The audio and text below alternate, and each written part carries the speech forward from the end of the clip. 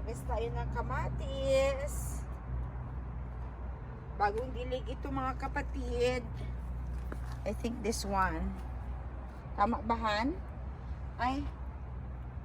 Ito lang. Ayan.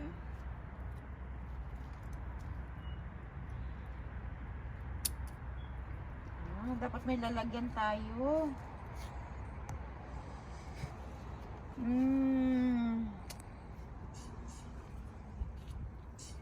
Ayun, kukunin natin yung isa doon. Hindi na ako makadaan. So, yan, tinan mo muna yung upuhan, oh. Yan. Ito po. I think yung isang ano dito, Han, pwede ko nang kunin, oh. Inog na siya. Ay, kaso lang may mga maliliit.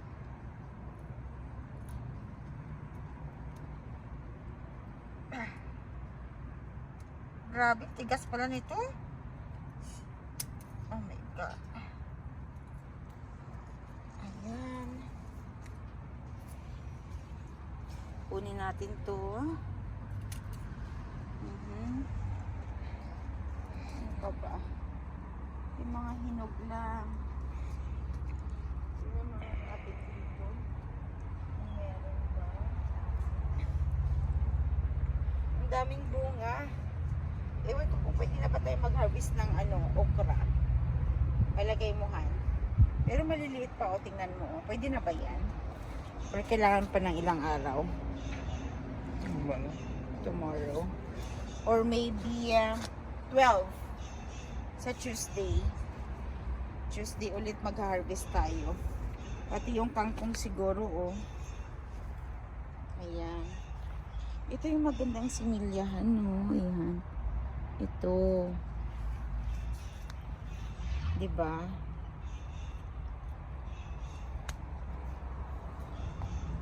Tingnan mo naman yung upo, oh. Wow. Ang ganda. Ito po yung garden namin dito sa Canada, guys. Oh my God. Napuno na ng lupa yung paa ko. Tingnan mo, oh. Yan. Dapat pala dito naka-shoes.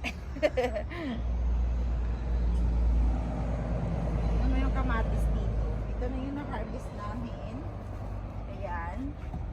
Kung makikita nyo guys, ayan siya. Ayan. I-freezer namin yan para meron kaming mga kamatis sa winter time.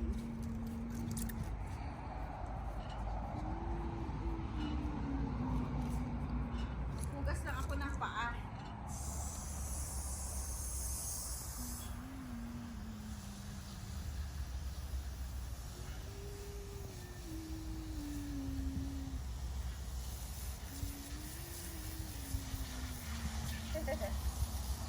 Dami nakatipid.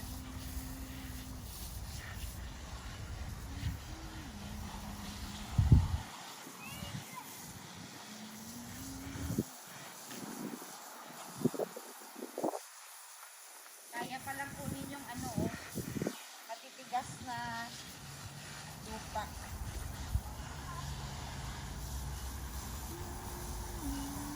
Lakas ng pressure.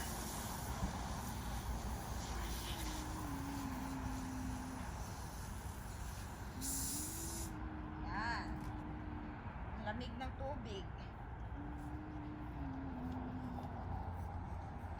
May nakuha kaming kunting sitaw, guys. Ayan. Pero namumunga pa naman. Just for the day. Just for today. Ayan siya. Ito yung nabili naming sili, oh. Pero maganda. Kinuha na ni Habi yung mga bunga niya kasi pulang-pula. That's for next year. Okay. Thank you for watching, guys. That's for the update of our garden. Bye!